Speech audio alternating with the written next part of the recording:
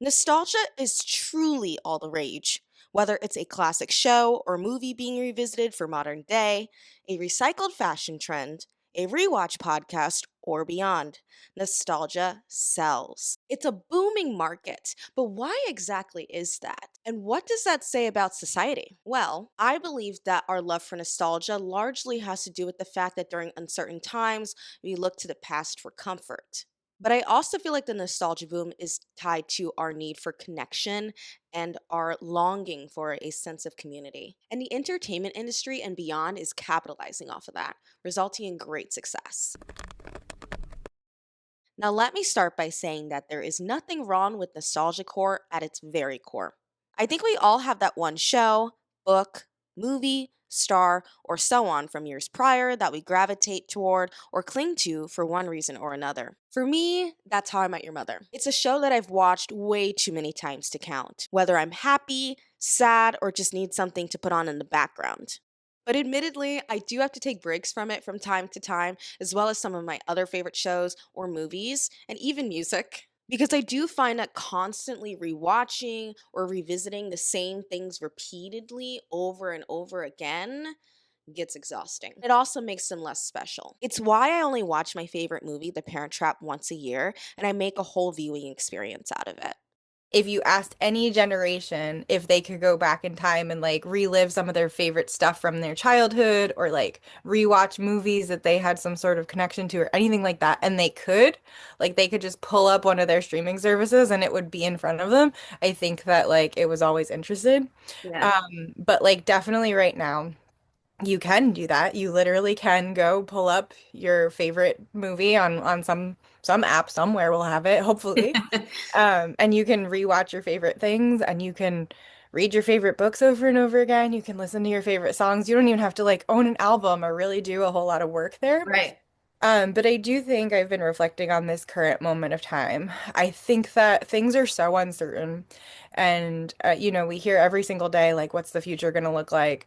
Literally, can we afford things? Literally, can we go places? We don't know, but we know that our favorites are there and they're exactly the way that we left them. They are still, like our favorite book hasn't changed. The ending hasn't ch suddenly been terrible. Like, you know what to expect by it. You know that your favorite characters, because they live in a fictional world, that they're still doing the same shenanigans that we like left them doing. So I think there's a lot of certainty and comfort in the stuff that of course was entertaining a while ago, but is now like part of who we are. And I don't know about you, but it does feel like over the last few years, especially, we are more nostalgic for the past than ever before. The reason why nostalgia is so big is because it was the first time in our history in which there's so much strife going on. And so, really, when we think about nostalgia, we're thinking about brighter times, happier times. And so, when I think about a specific period where there were happier times, I think about the 90s and the early 2000s. And so, what I'm really seeing is that not only the millennials who that was solidly their childhood are really nostalgic and kind of gearing towards a more nostalgic buying pattern. There also is a lot of that growth with the Gen Z population as well. They have not lived through the 90s, they weren't born in the 90s, but they are vicariously living through those experiences, whether that be through the media, old movies, those kinds of things. There is this, I don't want to say jealousy, but longing, so to speak, in which they feel like they weren't able to have the same kind of childhood because they were pretty much born with a phone in their hand. What I found really interesting when we were initially talking about doing this is learning about your own work, where you were previously in the process of starting a nostalgia marketing consultancy to better understand this sudden and rising Yeah. trend. So, what were some of your findings during that process? Well, I think that number one, the opportunity is sort of like omnipresent. Like we're in a time right now where you have like news drivers, I guess, of Toys R Us or Party City, things that, were around and then they weren't and now they're back. Yeah. That's happening, right? But I think that that's always happening. Like it's always happening. It just happens that maybe the examples are really big right now where we have like brick and mortar didn't have storefronts and now we have brick and mortar again. There's things that are making us talk about it more. But what I was thinking about was that this is a human truth that Mm, we're always going to go back to things that we remember. And when we remember things, we tend to have rose-colored glasses and remember them maybe more fondly than they were, right? Like I think the 80s were amazing because I was a kid in the 80s, but yeah. were there problems? Of course there were. There were still things Oh going my on, but I goodness. mean, in my head though, it was like, or the early 90s, it was like, oh, I had my cartoons and I Yeah. had my action figures and comic books and things were better and they were easier. Of course that's not true, but that is true to us. It feels true in our hearts and Yeah. in our minds. And I think that that's a universal truth of just humankind. And so Yeah. for me as a marketer, I think that's how do you ignore universal truths? People are always going to feel something Yeah. about their memories. Why wouldn't we why wouldn't we see that as an opportunity? The power of the nostalgia trend is so evident, and Hollywood would not be zeroing in on it if it wasn't resulting in such a big payoff. The Office, for instance, became a very popular series on NBC during its 9 season run between 2005 to 2013. And during 2020, when we were home for a bulk of the year due to the COVID-19 pandemic, the Steve Carell led series was the most streamed show of the year. So it wasn't a complete surprise when it was announced that it would be getting a spin off series, The Paper, in 2025. And outside of this, the Office Ladies Rewatch podcast, which launched in 2019 and is co hosted by stars Jenna Fisher and Angela Kinsey, has done exceptionally well. It's also been credited with popularizing the rewatch podcast genre, which now includes Pod Meets World, Back to the Bar, The Mess Around, Drama Queens, and How I Made Your Mother, which is actually now a part of Jenna Fisher and Angela Kinsey's Office Ladies Network, a showcase of how profitable the nostalgia era can be for the stars themselves.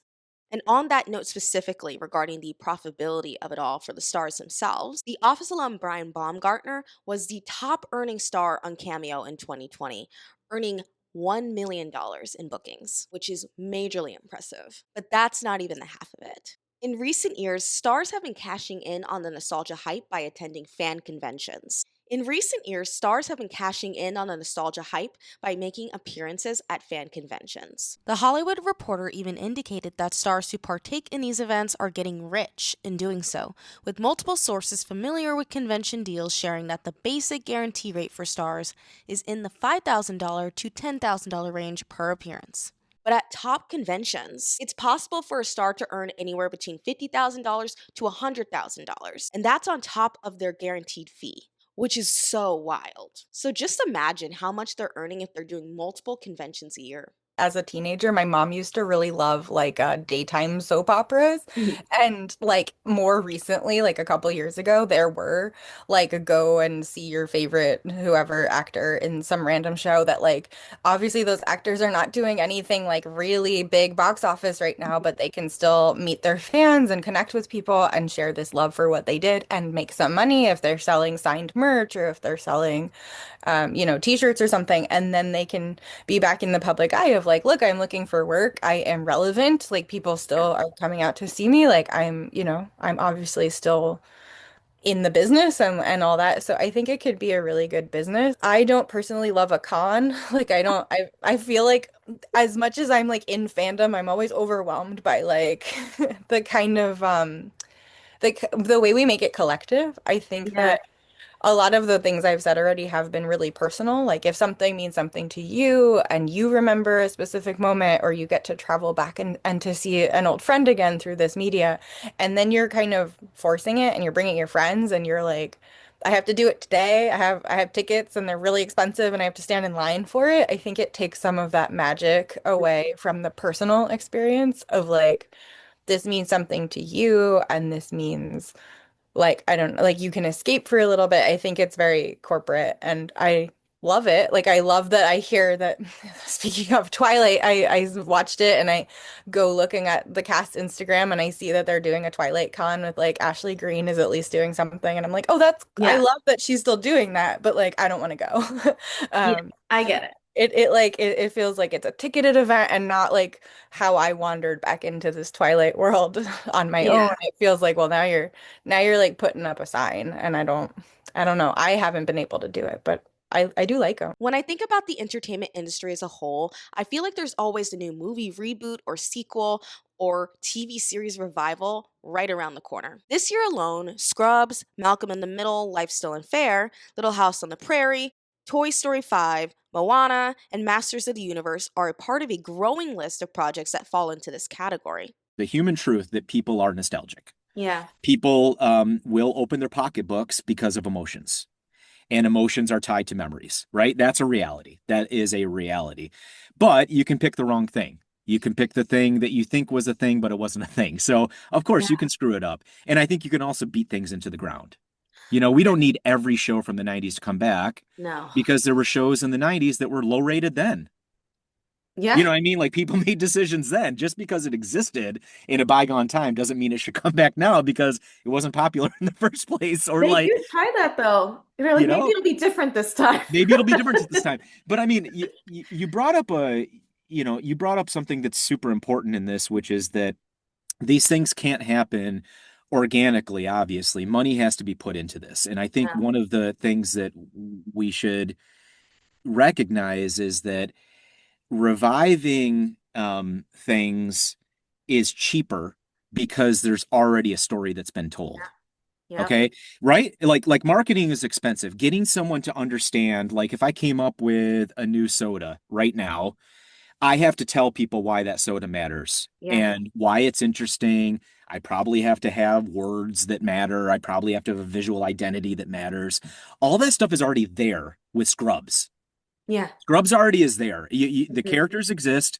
They have stories that are already entrenched. They have worlds that they live in. All that stuff is already built. So you're sort of like brushing off the dust on some of these things versus building them from scratch. And so for the people who need to bring these things to streaming services, to bring them into stores, all of that costs money. It's a lot less expensive to take something that there's already an understanding of, already a memory of, that's existing IP. Yeah. And so it's only natural, right, to take those shots because it costs less money. So if you screw it up, if you pick a nostalgia thing that you think is going to be big, but it's not, it was probably not as hard for you to do that. It wasn't as Yeah. expensive for you to do that as it was for you to come up with an idea last night and then try to go to a bank and get that funded. The idea of revisiting existing IP is that it's a guaranteed moneymaker rather than investing in something entirely new. Because taking a risk doesn't always result in financial payoff. Whereas if you are investing in a project that already exists that people are familiar with, they're more likely to go see it just because of the nostalgia value that's tied to it. And there's several examples of this proving that very point. Let's look at last year's Freakier Friday sequel. The buzz around this project produced a lot of excitement for fans with OG stars Lindsay Lohan and Jamie Lee Curtis returning for the film. And let's be honest, that film was just okay, and it was lacking the magic that its predecessor had, which is very common with a lot of these reboots and sequels and revivals, unfortunately, but it is what it is. But all of the hype in the press, as well as the Lindsay Lohan comeback and glow up, if I'm going to be so real, paid off because we all ate it up. The movie made $153 million dollars against a $45 million budget, which is insanely impressive. Yeah, I Yeah. don't I don't love a reboot as much as I'm like, yeah, I get it. Don't need it. Yeah, I don't need 13 going on 30 to come back. I love that movie, but and then Clueless was supposed to have theirs and it got canceled at Peacock and I think they're still trying to shop it around, but who knows if that'll even take off. And we don't need it, but yeah.